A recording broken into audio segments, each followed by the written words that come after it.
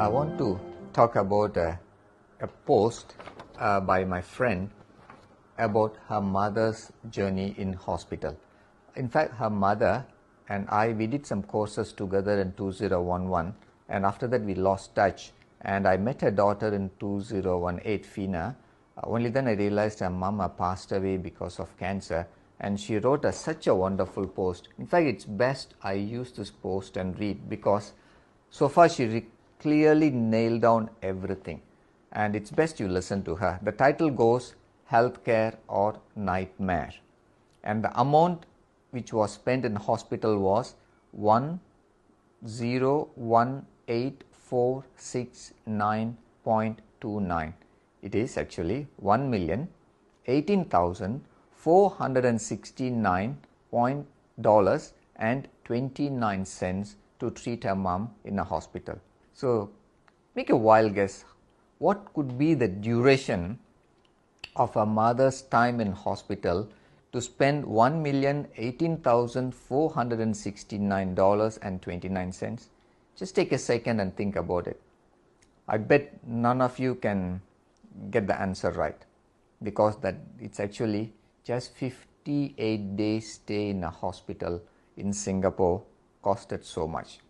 So it is 10 doctors, 58 days in the ICU, one gigantic bill, and mom's life lost. Never in my life would I have ever imagined I would see a 1 million medical bill. This is a real case in Singapore. It's not a fictitious case. That's why I want to read from a post so that I don't alter the words. $350,000 in medication, over 1,000 doses of drugs, complication one after another. If you watch my earlier video on drugs and its side effects, every drug have at least 10 to 20 side effects. And if 1,000 drugs has been administered to a patient in 58 days, is there a possibility of a cure? There is no way. What she said was, it is a long story, but I will just highlight the important points. If you want, please write to me and I will send you this document. 58 extremely painful suffering days, immobile in a cold and sterile hospital room. Looking back, this is the key point.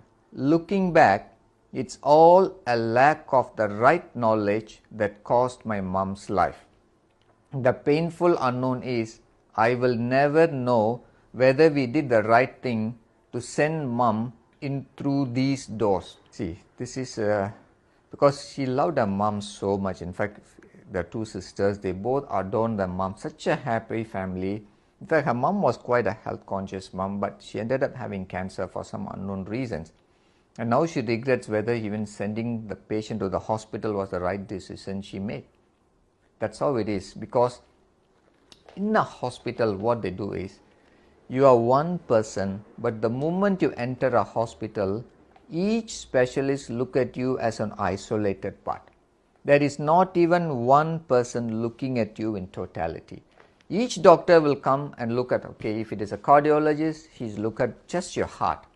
If it is a respiratory doctor, he just look at your lungs. If it is a gastroenterologist, he just look at your digestive tract. So every doctor will come and just look at his portion, and there is nobody who's looking at you in totality. And this is the mistake happened. $350,000 by 10 doctors, and that's what, probably 10 would have been 10 different specialists, and each one look at her as an isolated part, and each one gave medication for their own thing, and ended up the body couldn't handle it.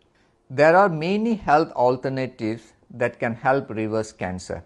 If you don't believe, the entire shelf here is mainly on cancer and stuff. There are people who actually never believe that there is only one route to cancer, which is chemo, radiation and surgery. In other words, some people call it as cut, burn, poison. It means cut is for surgery, poison is for chemo, burn is for radiation. That's what it does. But some people really put a lot of efforts to find out, and there are hundreds of solutions worldwide, which you can do it together with this or on its own. There are many health alternatives that help reverse cancer. However, what is the dose and frequency required to achieve that outcome. Unfortunately, it's mostly trial and error. And in mom's instance, she was unable to consume the dose required to reverse a condition. Because of this, we were selectively closed-minded to recommendations. There were many doctors, alternatives and nutritional supplements that family and friends recommended. We explored some and missed many. However, if we stayed 100% open and explored all alternatives, one of them may have been able to save my mom, a very costly regret.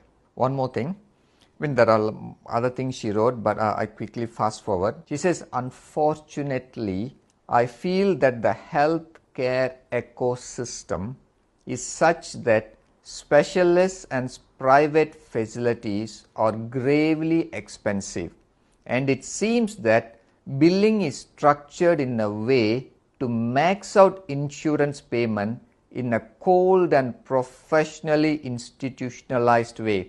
My heart felt cold when I saw that on my mom's 1 million bill, she was referred to as a customer and not patient. It's a reality, because the moment you go into a private hospital, it's all dollars which matters.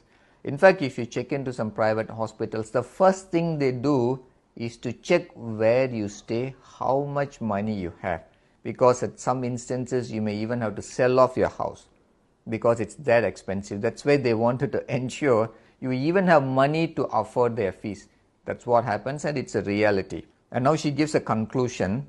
More than ever now, I deeply feel that if you do not invest time, money and energy in your health, you will spend your fortune on sickness.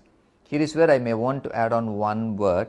You will spend your entire fortune on sickness. I want to add the word entire, because I've seen families who have spent their entire wealth, but at the end again the life is lost. Now I look at the families, there are few more surviving people and they have nothing left. And this is what happens if you are negligent in our health. Ignorance is gravely costly. The right knowledge saves lives and protects families. I hope this post have helped some out there. May we live with vigor and die without suffering. Rest in peace, my beloved mommy. I really feel very sorry for her, because her mom was also pretty young, not that old.